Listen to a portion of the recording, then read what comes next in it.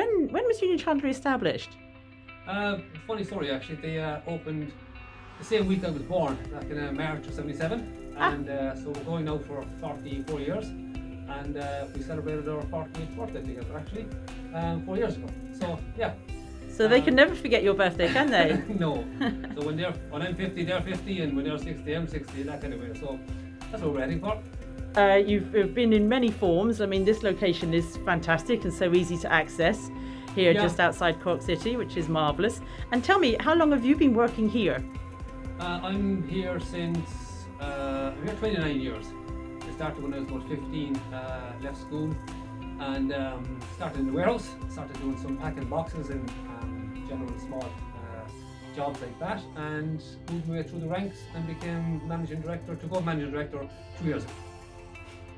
Right. So, yeah, we went through the sales, the purchasing, you know, learning the job from the inside out, and this is the way it turned out. So yeah. That is a fantastic example, Roger, of the box packer becoming the managing director, and I think hopefully that's a prime example to all those students out there that are wondering what they're going to do and how they're going to climb the ladder. And dedication, perseverance, and as you say, learning on the job is fantastic. That's it, yeah. And I see in this room, in this workshop that we're here, there's enormous amounts of tools, etc. So did you learn to use all these tools on the job, or did you have to do any specific training at all? No, for the most part I just learned on the job. As the jobs came through, we've had a couple of different riggers here, but one of the old managing director, John Wallace, was the main rigger, so he showed me how to do the different jobs, the different machines and what they did and that kind of stuff, so I've learned on the go again, kind of as I was going along, so yeah. Depending on what's required, really. Now there's one particular piece of furniture that I'm noticing here that's caught my eye. That is a fantastic chart desk. We're going straight away from the rigging here. We're moving on to this wonderful piece of furniture, and you're still using it, the old chart desk. Yeah, we've taken it from Anderson's Quay to Penrose Quay to Ducline Industrial Estate. So I think it's been here for at least, I wasn't here at the very, very start, but certainly it's been here for 30 years, been with the company for as long as I'm here, which is nearly 30 years. So quite possibly it's been there since the very start. So yeah.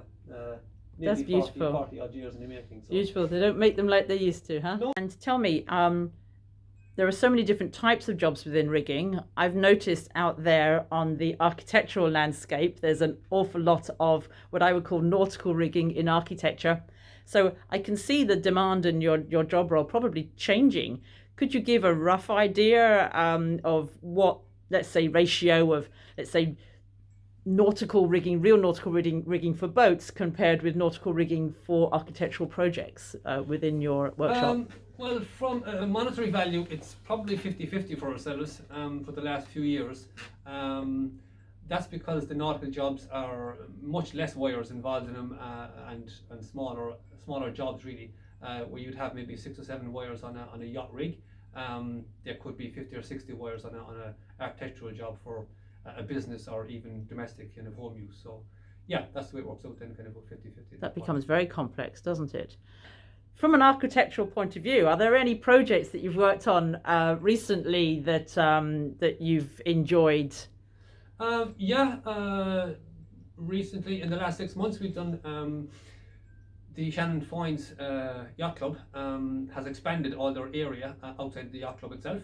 And they put up new stainless steel posts and wanted stainless steel balustrades in there. So we went down and we looked at the job and we worked out the wire measurements, and we've made all this up, and we're still to finish off some actually for James down there. And yeah, as soon as that's done, I'd like to go back down and have another look at it actually to see it kind of finished and in position. Yeah. That's in Foynes Yacht Club. Yeah. Fine yacht club it is too. Yeah, Absolutely. Great place to have a party, that is. I've been Well, told. they've got more room than ever now anyway. So, Woo! yeah. It's the place to go once we're all allowed to party again. Exactly. Tell me, do you have any advice for our sailors with regards to maintaining their rigging? So they don't have to come to you quite as often perhaps to get new rigging. Do you have any advice at all with regards to the maintenance of one's rigging? Well, I suppose all the standing rigging really should be kind of checked on a fairly regular basis. You can get twists in the wire where the swaged fittings are attached to them, and they're quite obvious to see. Really, you'll see a a loose strand kind of sticking out where it's going into an eye fitting or a fork terminal or something like that. You can also get pitting on the actual fittings themselves as well, which should be fairly obvious as well, but it's just things to keep an eye on. Obviously you don't want a wire kind of breaking at the worst kind of most inconvenient time. It can be very costly there afterwards, but usually I think the wire is replaced maybe about every 10 years, something like that. But just to keep an eye on the fittings and make sure that there's nothing kind of no rust kind of appearing or anything like that. They also say they should be washed as well at the same time, that you should kind of rinse them down if you can, or if you have them down, take them out and wash them down in clean water, that kind of stuff, is whenever you get it. Yeah. And generally, if someone has, let's say, a dinghy, because that's obviously easier rigging to have repaired or replaced, how would they, and they wanted you to do new rigging for them, do they have to give you the measurements, or do you have a book of measurements that you work from, or do they just send you the old rigging and say, make me another one of those, please? That's pretty much it, yeah. The latter. It's if they send me the rigging, I just make it up almost exactly to what's already spec'd out there, because the boat manufacturers will basically spec the wire, the diameter of the wire and the fittings that they want on it, and so on and so forth. So the easiest thing to do is just to match up exactly as they have done in the past. And the wire doesn't stretch or be elongated like that, so we can make it to the exact measurements of the originals.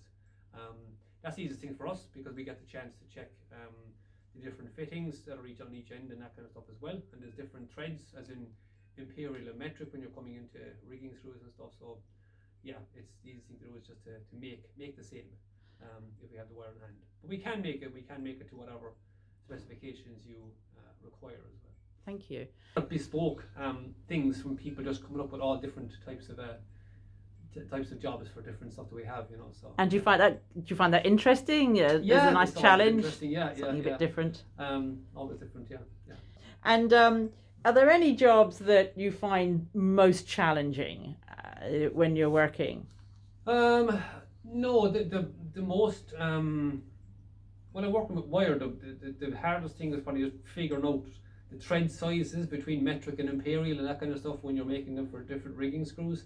And it's just getting the wire fitting to fit those. There's a big range of things because simply using something like formal wire, it could have M8 or 5/16 or 7/16 threads at the end of the wire. So there's a huge range of different fittings to work out, even for, there's only maybe 7 sizes in wire, but there's thousands of different fittings to fit at the end of them. So that's the difficult part that I find. I think we all face that challenge, don't we? Between the old metric, the new metric, and the old measurements, which aren't actually old in some places, in other countries. Yeah, absolutely, which is always a challenge.